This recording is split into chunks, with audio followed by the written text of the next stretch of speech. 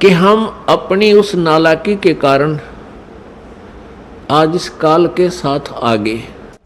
जब तक हमारे सतलोक के पुण्य थे तब तक तो इसने हमें रखा ऊपर के लोकों में, स्वर्ग महास्वर्ग में। और जब हमारे पुण्य खत्म होते चले गए, क्योंकि यहाँ का विधान है कि जैसे कर्म करेगा वैसे फल मिलेंगे और पुण्य आपके होंगे। जब पुण्य क्षीण हो जाते हैं तो उसको ये यहाँ पृथ्वी पर पटक देता है। तो जब तक हमारे पुण्य थे, हमारी जेब में पैसे थे, हमारी कमाई थी, तो हम स्वर्ग रूपी होटल में वहाँ अपने मस्ती करते रहे, भगवान याद नहीं आया। और जब हम पटक दिए पृथ्वी पर, कोई कुत्ता बनाया, कोई गधा बनाया, कोई कुतिया बनाई, कोई गधी बनाई, कोई शेर, कोई पशु पक्षी जीव जंतु बनाकर यहाँ डाल दिए। और जिनके कुछ पुण्य फिर भी शेष रहे उनको मानव शरीर दिया। मानव शरीर के अंदर आप देख रहे हो कोई भी प्राणी सुखी नहीं है। मानव शरीर तो हम सबसे उत्तम मानते हैं, अन्य प्राणियों का तो आप एस्टीमेट लगा लेना वो कितने सुखी होंगे, कुत्ते गधे सूअर। मानव शरीर में भी आप और हम बिल्कुल सुखी नहीं है। अब हम झूठे सुख को सुख मान बैठे। परमेश्वर कहते हैं झूठे सुख को सुख कहे ये मान रहा मन मोदे, ये सकल चबीना काल कहा, कुछ मुख में कुछ गोद। इस काल भगवान को श्राप लग गया, एक श्राप लगा हुआ है परमेश्वर की ओर से। इसने वहां एक भयंकर गलती की थी जिसके परिणाम स्वरूप इस काल को श्राप लगा हुआ है 1 लाख मानव शरीरधारी प्राणियों का नित आहार करने का। मानव शरीरधारी प्राणियों का 1 लाख का प्रतिदिन ये ग्रास करता है, आहार करता है, खाता है। इसके लिए इसने हम सभी को यहां रोक रखा है, जैसे कसाई बकरे पालता है।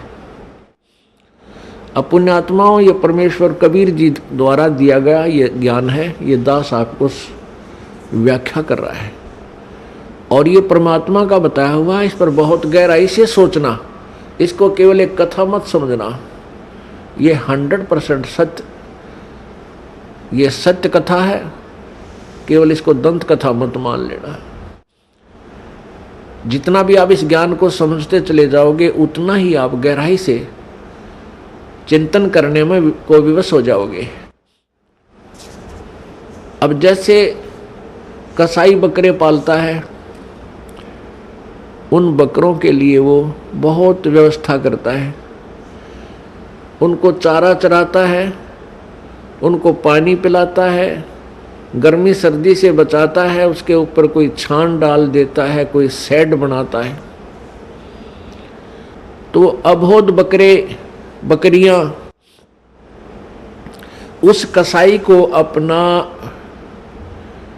एक अच्छा मालिक मानते हैं, दयालु मालिक मानते हैं। किस दृष्टिकोण से कि ये हमारी कितनी केयर टेक करता है, कितनी देखभाल कर रहा है, पानी पिलाता है, चारा चराता है, तालाब बना रखा है, किधर चरागा बना रखे हैं, चारों तरफ बाड़ लगा रखी है, कोई हिंसक पशु आकर इनको खा ना जाए, रोक रखे हैं। अब वो इसी कारण से उस कसाई को अपना दयालु मालिक मानते हैं। और जब वो कसाई उन बकरों के उस बाड़े में जाता है, स्थान पर जाता है, तो बकरे उस मालिक को एक दयालु मालिक मानकर उस व्यक्ति को उसकी तरफ भाग लेते हैं प्यार देने के लिए। कोई उसके ऊपर पैर डालकर प्यार देना चाहता है, कोई जीभ से चाटता है, और वो कसाई उनको ऐसे हाथ पकड़कर देखता है और बकरे उसकी बाजू को अपनी जीवा से प्यार देते हैं, चाटते हैं जैसे बहुत लाड करया करें। और वो कसाई देख रहा होता है कि यू कितने किलो का बिकेगा, कितना मांस हो गया इनमें, वो ऐसे देखता उनको, और वो सोचते हैं कि ये हमारा दयालु मित्र में प्यार कर रहा है, हमारा मालिक है। पुण्यात्माओं, जैसे हम यहाँ देखते हैं कितनी विस्तृत भूमि है, इसके ऊपर कितने अच्छे बाग बगीचे, फलदार वृक्ष, काजू किस्में, सेब संतरे, और कितने अच्छे शीतल और स्वादिष्ट मधु जल की दरियां बह रही हैं। जमीन के नीचे कितना एयर कंडीशन ला रखा है, गर्मियों में ठंडा जल और सर्दियों में गर्म। अब ये और कितनी अच्छी हवा चल रही है, सूरज दिन रात बन रहे हैं, सूर्य उदय हो रहा है, अस्त हो रहा है। इस व्यवस्था को देखते हैं तो ऐसा लगता है जैसे ये तो भगवान ने पड़ा है, कितना अच्छा भगवान है, कितनी हमारी सुनियोजित, हमें कितना अच्छा आहार दिया है, कितना अच्छा हमारे रहने की व्यवस्था की है। और जब हम देखते हैं किसी का बेटा मर गया, किसी की बेटी मर गई, किसी का परिवार नाश हो गया, किसी का दो मर गए एक परिवार में, तो उस समय हमें कभी ये नहीं आता यूं क्यों हो रहा है, ये जुल्म क्यों हो रहा है, ये हमारी बुद्धि में कभी नहीं आया। अब आने लगा जो भगवान ने हमारी ये मोतियाबिंद का ऑपरेशन कर दिया। कबीर परमेश्वर जी के ज्ञान से, इस तत्व ज्ञान से हमारे जो अज्ञान रूपी मोतियाबिंद था आंखों पर, इसका ऑपरेशन हो गया। अब हमें स्पष्ट दिखाई देता है युग के कारण है यहाँ पर इतनी व्यवस्था करने का।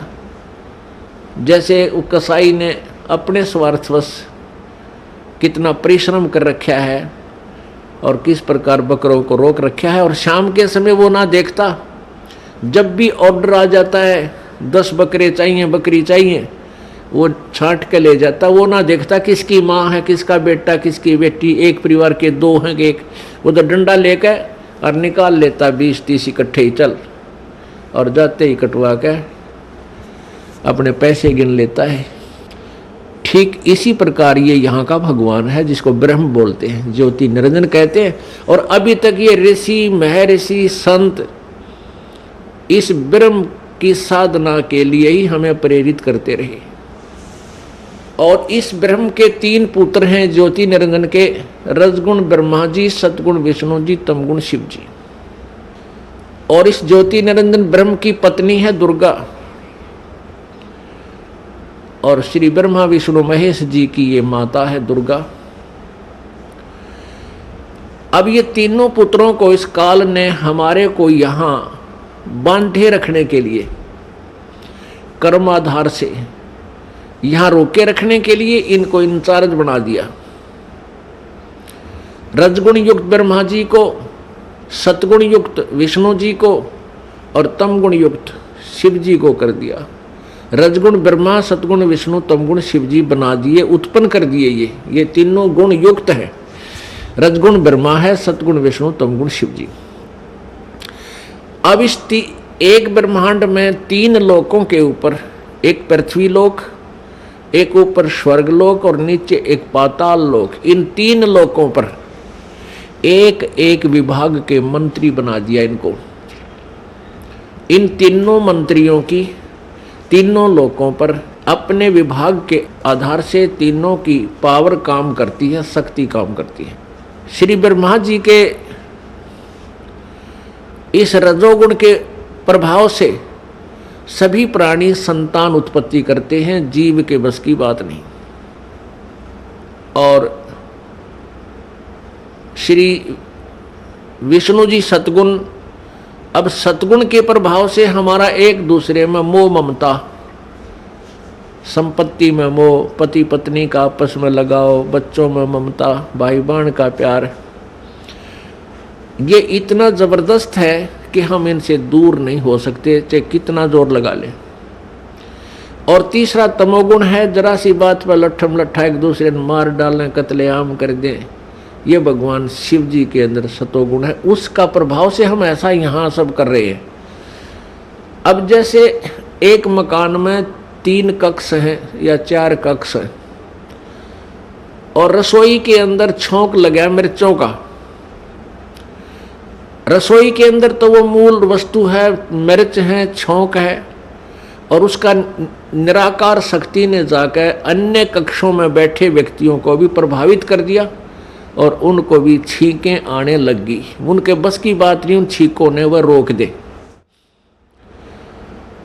तो इसी प्रकार पुण्यात्माओं परमात्मा कबीर देव ने, कबीर साहब ने इस यथार्थ ज्ञान को हमें समझाया कि ये ऊपर तीनों भगवान रजगुण ब्रह्मा, सतगुण विष्णु, तमगुण शिव जी की अलग अलग राजधानियां हैं, अलग अलग लोक हैं।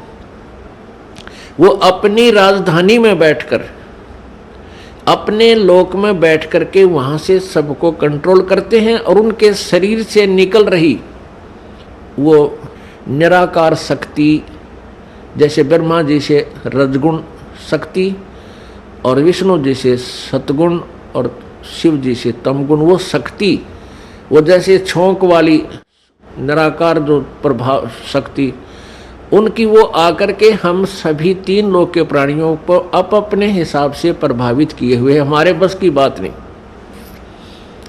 ये जीव के बस की बात नहीं। इसके लिए ये ऐसा क्यों किया है कि काल को 1 लाख मानव शरीरधारी प्राणी प्रतिदिन खाने को चाहिए और उसके कारण हम यह संतान उत्पत्ति करते हैं। प्रत्येक प्राणी संतान उत्पत्ति करता है और फिर ममता आपस में, आपने देखी होगी बंदरिया अपने बच्चे को सीने से लगाई फिरती है। चिड़िया देखी होगी आपने, ये पक्षी देखे हैं, अपने मुख में आहार लाते हैं कहीं से और घोंसले में बैठे अपने बच्चों को आकर खिलाते हैं। आप बाद में खाते हैं, पहले उनको छिकाकर फिर जाते हैं। कितना प्यार है वो बच्चे कौन से उनके बुढ़ापे में उंगली पकड़ेंगे उन पक्षियों की। चलो हम तने सोचा हम एक बार बुढ़ापे में सेवा कर देंगे, बच्चे इसलिए हम पैदा कर रहे हैं, इनको इसलिए पाल रहे हैं, नहीं। बुढ़ापे में तो परमात्मा की भक्ति ही हमें सहारा देगी, तब जब वह बात बनेगी। अरे कलयुग के पुत्र तय तो अपने बेराजी सी सेवा करेंगे और कैसी कर रहे हैं ये आपको खूब विदित है। तो ये सब कारण क्या है, काल ने हमें यहाँ बाई फोर्स और धोखा देकर हमें यहाँ पर रखा हुआ है। अब ये कितना सुंदर शरीर हमें नजर आता है अपने शरीर की रक्षा के लिए, इसमें कोई बीमारी हो जाए या सर्दी से बचाने के लिए कितनी व्यवस्था करते हैं और इसको बनाए रखने के लिए, जीवित रखने के लिए, इसी के लिए हम सारा दिन लगे रहें पेट भरण की खातिर। और ये क्या है, ये काल का सुनियोजित एक जाल है, षड्यंत्र है। उसके द्वारा दिया गया हमारे को मिट्टी का खिलौना है। बेटा और बेटी ये मिट्टी के खिलौने बनाकर हमारे को दे दिए और हम इनको अपना इन्हीं में उलझे हुए हैं। कल को पुत्र की मृत्यु हो जाती है, अपने हाथों फूकाते हैं, राख बन जाती है, उसकी शकल सूरत भी पहचान में नहीं आती है, कौन था कहाँ गया। तो ये धोखा नहीं तो क्या है। ठीक है, पुत्र ना मरे, हम खुश रहते हैं, लेकिन ये हो रहा है, सबको मालूम है। पुत्री मर जाती है, पत्नी मर जाती है, पति मर जाता है, माता पिता की मृत्यु होती है, कहाँ गए, वो राख बन जाती है। तो ये कैसा हमारे साथ धोखा किया इसने।